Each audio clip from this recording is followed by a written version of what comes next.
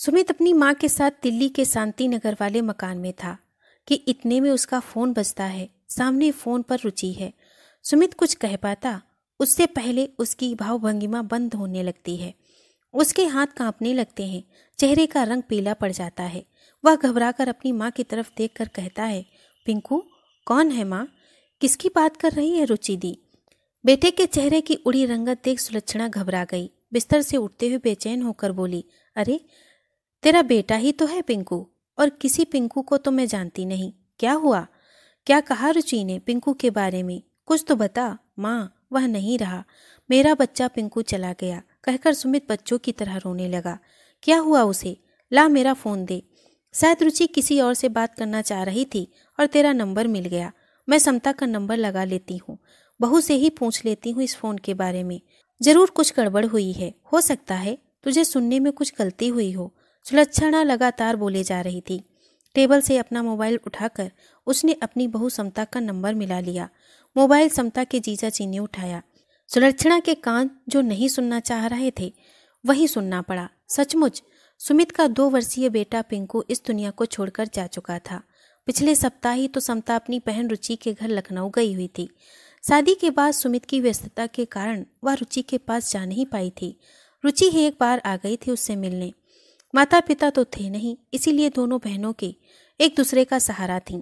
कुछ दिनों पहले फोन पर रुचि ने समता से कहा था कि इस बार अपने बच्चे के स्कूल की छुट्टियों में वह कहीं नहीं जाएगी और समता को उसके पास आना ही पड़ेगा। समता और पिंकू को लखनऊ छोड़ सुमित कल ही दिल्ली वापस आया था।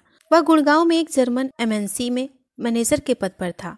उसे कंपनी का मैनेजमेंट संभालना था, इसीलिए वह लखनऊ रुक नहीं पाया और जल्दी ही वापस दिल्ली आ गया। घर पहुंचकर उसने जब समता को फोन किया था तो पिंकू ने समता के हाथ से मोबाइल छीन लिया था। उसकी नन्ही सी एलो सुनकर रोम रोम खिल उठा था। सुमित का प्यार से उसे लव यू बेटा कहकर वह मुस्कुरा दिया था। पिंकू ने भी अपनी तोतली भाषा में लव यू पापा कहकर जवाब दे दिया था। आखिरी बार सुमित ने भी तभी आवाज सुनी थी पिंकू की, और वह कभी पिंकू की आवाज नहीं सुन पाएगा। कैसे हो गया यह सब? दुख में डूबा सुमित समता के पास जल्दी ही पहुंचना चाहता था, इसीलिए उसने बिना देरी किए फ्लाइट का टिकट बुक करवा लिया और लखनऊ के लिए रवाना हो गया। अगले दिन ही वह समता को घर लेकर आ गया। उनके घर पहुंचते ही सुलक्षणा फूट फूट कर रोने लगी। सुमित माँ को कैसे सांत्वना देता, वह तो स्वयं ही टूट गया था। समता चुपचाप जाकर एक कोने में गुमसुम सी होकर बैठ गई। उसकी तो जैसे सोचने समझने की शक्ति ही चली गई थी। वह चंचल स्वभाव की थी। वह लोगों के साथ घुलना मिलना पसंद करती थी, लेकिन अब न जाने उसकी दुनिया ही लुट गई हो। धीरे धीरे पड़ोसी एकत्र होने लगे। पिंकू के इस तरह अचानक मौत के मुंह में जाने से सब बेहद दुखी थे। कैसा लग रहा होगा समता को? खुद स्विमिंग की चैंपियन थी अपने कॉलेज में, अब बेटे की छोटी सी टंकी में डूबकर मौत। समता की पुरानी सहेली वंदना दुखी स्वर में बोली, बच्चे जब इकट्ठा होते हैं मनभानी भी तो बहुत करने लगते हैं। ठंडी आह भरते हुए सामने के मकान में रहने वाले मुकेश बोले, हम लोग भी तो एक दूसरे में कभी कभी इतना खो जाते हैं कि बच्चों की सुध लेना ही भूल जाते हैं। समता के पड़ोस में रहने वाली मनोविज्ञान की अध्यापिका मुकेश को जवाब देने के अंदाज में बोल उठी, असली बात तो यह है कि मौत के आगे आज तक किसी की नहीं चली। बाद में बस सब अफसोस ही कर सकते हैं, इसके सिवा कुछ नहीं। एक बुजुर्ग महिला के कहने पर सभी कुछ देर के लिए मौन हो गए। रिश्तेदारों को जब इस दुर्घटना के विषय में पता लगा तो वे रुचि से जानना चाह रहे थे आखिर यह सब हुआ कैसे। शोक में डूबी रुचि स्वयं को कसूरवार समझ रही थी। न ही वह बच्चों को छत पर जाने देती और न ही यह दुर्घटना घटती। क्यों वह समता के साथ बातों में इतनी मशगूल हो गई कि छत पर खेल रहे बच्चों को झांक कर भी नहीं देखा। उसके बच्चे भी तो छोटे ही हैं। बेटी सौम्या 7 वर्ष की और बेटा सार्थक 5 वर्ष का।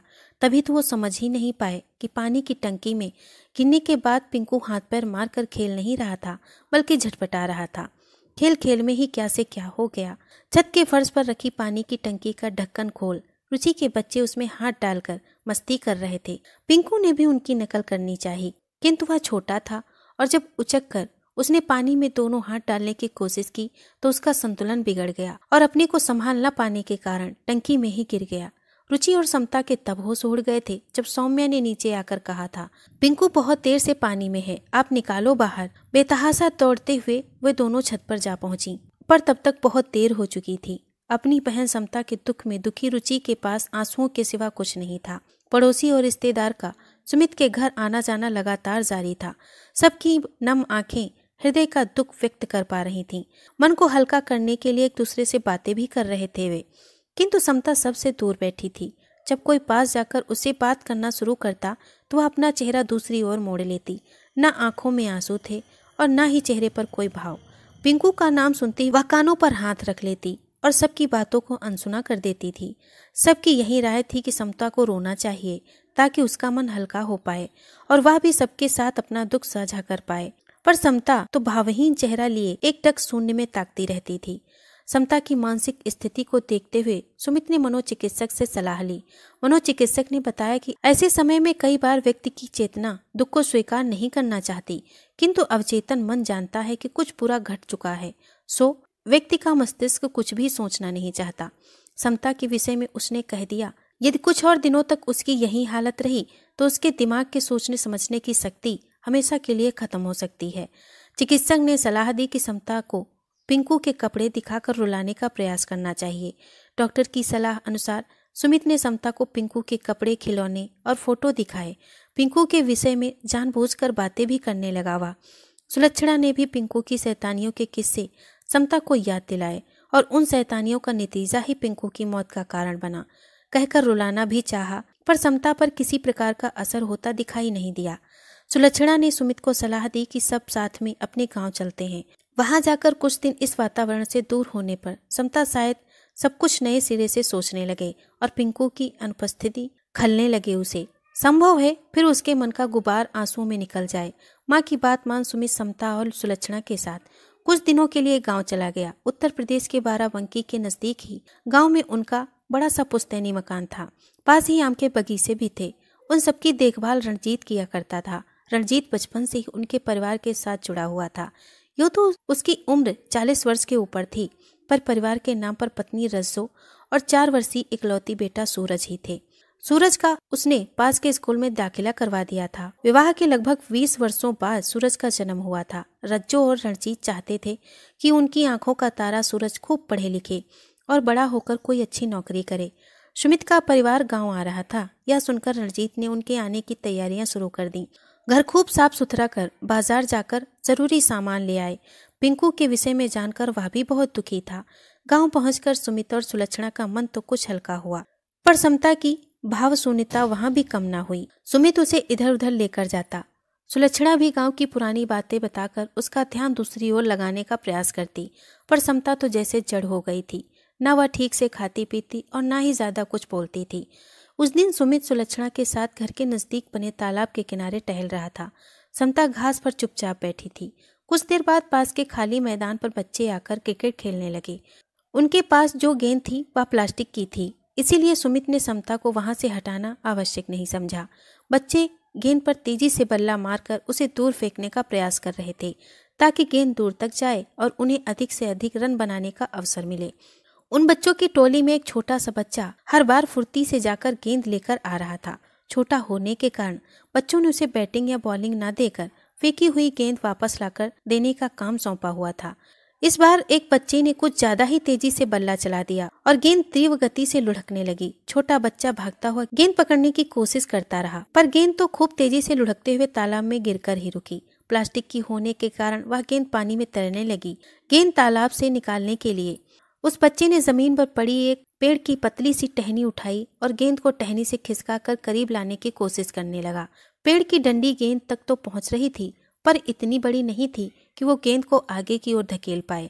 इधर बच्चा कोशिश कर रहा था, उधर साथी जल्दी जल्दी का शोर मचाए हुए थे। गेंद को तेजी से आगे की ओर धकेलने के लिए उस पर डंडी मारते हुए अचानक ही वह बच्चा तालाब में गिर गया। इससे पहले कि वह खेल रहे बच्चे कुछ समझ पाते, समता तेजी से दौड़ती हुई वहां पहुंची और तालाब में कूद पड़ी। बच्चे को झटके से पकड़कर उसने गोदी में उठा लिया। सुमित और सुलक्षणा दूर से यह दृश्य देख रहे थे। सुमित भी भागता हुआ वहां पहुंच गया और तालाब के किनारे बैठकर बच्चे को अपनी गोद में ले लिया। बच्चे को सीधी उसने अपने घुटने पर पेट के बल लिटा दिया ताकि थोड़ा सा भी पानी अंदर गया हो तो बाहर निकल सके। तब तक सभी बच्चे चिल्लाते हुए वहां पहुंच गए। शोर सुनकर आसपास के घरों से भी लोग वहां इकट्ठा होने लगे। तालाब से बाहर निकलते ही समता सुमित के पास आई और उस बच्चे को सकुशल देख अपने गले लगाकर फूट फूट कर रोने लगी। तभी भीड़ को चीरता हुआ रणजीत वहां पहुंच गया। अपने बेटे सूरज को मौत के मुंह से निकला हुआ देख उसकी जान में जान आई। गदगद होकर वह समता से बोला, आज आपने नया जीवन दिया है मेरे बच्चे को। कितने सालों बाद संतान का मुंह देखा था। अगर आज इसे कुछ हो जाता तो आपका यह एहसान तो मैं इस जीवन में भी कभी नहीं चुका पाऊंगा। भाव विभोर समता बोली, एहसान कैसा भैया? मुझे तो लग रहा है जैसे मैंने अपने पिंकू को बचा लिया हो। और सूरज को गले लगाकर समता फिर से रोने लगी। घर वापस आते हुए सूरज का हाथ थामे वह उससे बातें कर रही थी। समता में आए इस परिवर्तन से सुमित और सुलक्षणा बेहद खुश थे। कुछ दिन गांव में गुजारने के बाद वो तीनों वापस दिल्ली लौट आए। घर वापस आकर समता नया जीवन जीने को तैयार थी।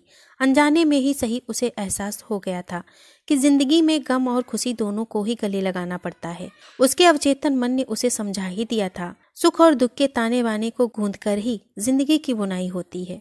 दोस्तों, अगर आपको ये कहानी पसंद आई हो तो प्लीज़ इसे लाइक और शेयर करें। अगर आप हमारे चैनल पर नए हैं तो प्लीज़ इसे सब्सक्राइब करें। धन्यवाद।